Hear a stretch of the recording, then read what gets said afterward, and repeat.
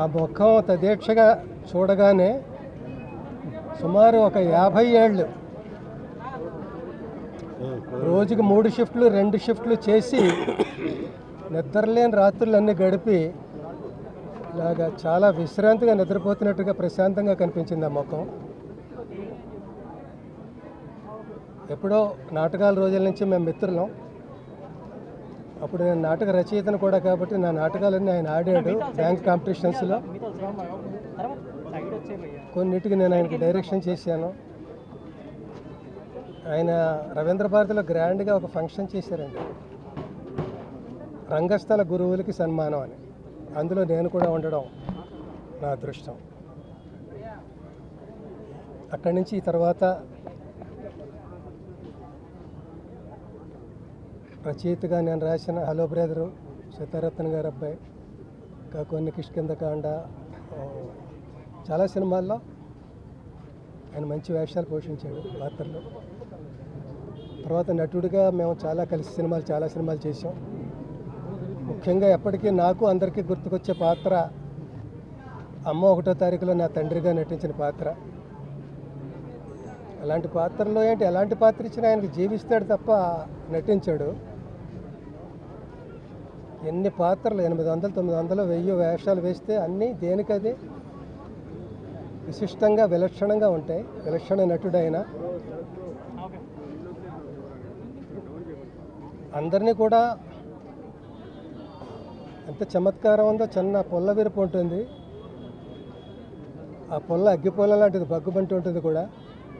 చమత్కారం వల్ల అది చాలా ఎన్హాన్స్ అయ్యి రాణించేవి ఆయన మాటలని. నేను అందుకే చుట్టూ చేరేవారు అందరూ షూటింగ్స్లో ఆయన చుట్టూను. నన్ను మాత్రం ఎందుకో ఒక 1%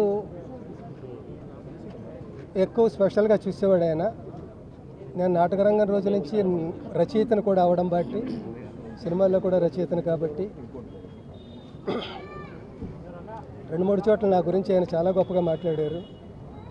ఒక చోట సినిమా రంగంలో మధ్యతరగతి జీవితాలని కె బాలచంద్ర గారు ఎలా ఆవిష్కరిస్తారో, రంగస్థలంలో ఎల్బి శ్రీరామ్ దానికి ధీటుగా అంత బాగా రచించి ప్రదర్శించి ప్రేక్షకుల మన్ననలు పొందారు అని ఒక చోట అంటే, ఇంకో చోట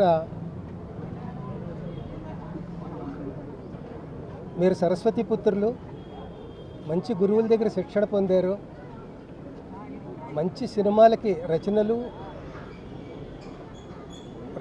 మంచి నాటకాలకి సినిమాలకి రచన చేశారు, సమాజానికి ఎంతో అవసరమైన ఉపయోగకరమైన ఆ పెన్నుని మీ జేబులో పెట్టుకుని మీరే మురిసిపోతే ఎలాగా, ఆ పెన్ను గుండెకి బరువు అనిపించట్లేదా అన్న చోట రాశాడు ఆయన స్టైల్లో.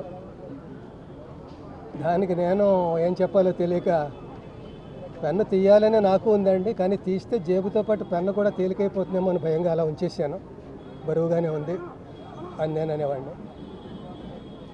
ఇలా చాలా అనుభవాలు. హలో బ్రదర్లో చాలా గొప్ప వేషం. ఆయన స్పెల్లింగ్ మిస్టేక్స్ అన్నీ మల్లికార్జునరావు కరెక్ట్ చేస్తుండేవాడు. కమాన్ మార్చ్ అంటే ఇది మార్చి కాదు ఏప్రిల్ అని, అలాగో అవి స్పెల్లింగ్ మిస్టేక్స్ ఎప్పుడు మానేస్తావరా అని అనేవాడు. చివరికి మల్లికార్జునరావు గారి డెత్ సీన్ ఒకటి ఉంటుంది, అందులో అంటాడు, రే మళ్ళీ నన్ను ఒంటరి చేసి వెళ్ళిపోయావు కదరా, ఇక నుంచి నా స్పెల్లింగ్ మిస్టేక్స్ ఎవరు కరెక్ట్ చేస్తారా అని ఏడ్చాడు. అలాగే ఇప్పుడు మాలాంటి కమెడియన్లు, క్యారెక్టర్ ఆర్టిస్టులు మేమందరూ చాలామంది ఇప్పుడు మా స్పెల్లింగ్ మిస్టేక్స్ అంటే మా తప్పులు ఎవరు కరెక్ట్ చేస్తారు, ధైర్యంగా మాట్లాడగలుగుతారు అని గుర్తుకొచ్చింది నాకు. అది అంటే ఇలాంటి పెద్ద వాళ్ళే ఉంటే, మేము పెద్దవాళ్ళం అయినా కూడా మనకంటే పెద్దవాళ్ళు ఉన్నారని ధైర్యంగా ఉంటుంది. ఒక్కొక్కళ్ళే అలాగా తప్పుకుంటుంటే నెక్స్ట్ టోకెన్ మందే కదా అని భయంగా ఉంటుంది. భయంగా ఎందుకు, వెళ్ళిపోయిన వాళ్ళు ఏమో నష్టపోరు, ఇంకా గొప్ప జీవితాలని అనుభవిస్తూ ఉంటారు. మనం వెళ్ళిపోతే అలాంటి దాన్ని అందుకోవచ్చు కదా అని అప్పుడప్పుడు అనిపిస్తూ ఉంటుంది. ఏది ఏమైనప్పటికీ ఒక మహాప్రస్థానం ముగిసింది. ఆయనకి, వారి కుటుంబ సభ్యులకి శాంతి చేకూర్చాలని భగవంతుడు ప్రార్థిస్తున్నాను.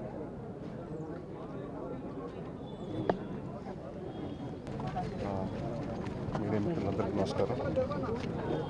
చాలా బాధాకరంగా ఉందండి కోట గారు లేరని విషయం. ఆయన అంటే మోర్ లైక్ అన్ యాక్టర్ కంటే మా ఫ్యామిలీ మెంబర్. మా ఫాదర్ సినిమా షూటింగ్కి వెళ్ళినప్పుడు నేను చిన్నప్పటి నుంచి ఆయన సెట్లో చూస్తూ వచ్చాను. అలాగే నా కెరియర్ నా ఫస్ట్ సినిమా అల్లర్లో ఆయన నా ఫాదర్గా చేశారు. అండ్ చాలా సినిమాలు మొన్న లడ్డు బాబు వరకు మేము దాదాపు ఒక 40-50 సినిమాలు కలిసి యాక్ట్ చేసాం. So very close friend of my dad. అంటే మా నాన్నగారికి బాగా ఇష్టమైన వ్యక్తి. మేము అందరూ ఆల్మోస్ట్ ఈ రోడ్లోనే మేము నేబర్స్గా ఉన్నాం చాలా సంవత్సరాలు. అండ్ వాళ్ళ మనవాళ్ళకి వాళ్ళ కుటుంబ సభ్యులందరికీ విష్ వాళ్ళ కొంచెం ఈ టైంలో స్ట్రాంగ్గా ఉండాలని కోరుకుంటూ సెలవు తీసుకుంటాం. Thank you.